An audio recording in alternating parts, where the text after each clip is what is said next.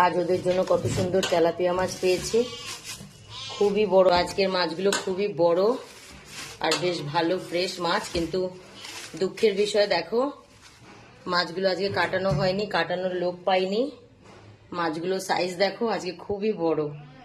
হ্যাঁ, আমি তেলাপিয়া মাছ খাই না, না হলে আমিও খেয়ে নিতাম ওদের এই মাছগুলো। আজকে যা পেয়েছি আমি তো তেলাপিয়া মাছ পছন্দ করি না।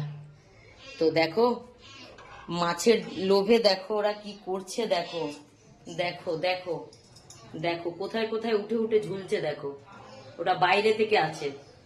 দেখো সব মাছের লোভে, দেখো সব মাছ খাওয়ার জন্য বসে আছে সব রেডি হয়ে। কি আমার মেম সাহেব বসে আছো? মেম সাহেব দেখেছো, সব মাছ খাওয়ার জন্য হাজির। এই যে মাছ এখানে ঢেলেছি শুধু, আর গন্ধ পেয়ে গেছে এর মধ্যে। দেখো দেখো দেখো দেখো, ওই দেখো দেখো অবস্থা দেখো, বাইরে দেখো। ওটা কিন্তু বাইরে থেকে, গেটের বাইরে থেকে ঝুলছে। দেখো সবাই, দেখো দেখো দেখো দেখো দেখো দেখো আমার সব জিনিসপত্র দেখো সব ফেলে দিয়েছে। দেখো দেখো কাণ্ড দেখেছো? দেখো মাছের গন্ধে দেখো কি করছে ওরা। এই দেখো এখানেও আছে। দেখো দেখো চিৎকার চেঁচামেচি শুরু করে দিয়েছে। দেখো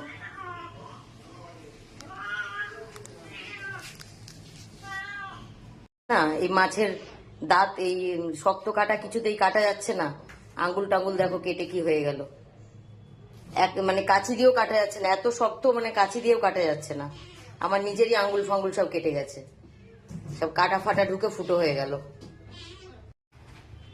দেখো মাছগুলো আজকে আমি এইভাবেই কাটতে পেরেছি, কারণ মাছগুলোর সাইজ অনেক বড় আর এই কাটা প্রচন্ড শক্ত। আমি মোটেই কাটা কাটতে পারছি না, যেহেতু আমি ছুরি দিয়ে কাটি, তো ছুরি দিয়ে আর কাঁচি দিয়ে কাটা সম্ভব হলো না। তো কাটতে গিয়ে আমার নিজেরই হাত কেটে গেছে। এই কাটায় কত জায়গায় হাত আমার ফুটো হয়ে রক্ত বেরিয়ে গেছে। তো আজকে এভাবেই কাটলাম, খালি আঁশটা ছাড়িয়ে নিয়েছি আর এই পেটের যে নোংরা এটাই বার করে নিয়েছি। বাদ বাকি আমি কিছু পারিনি করতে।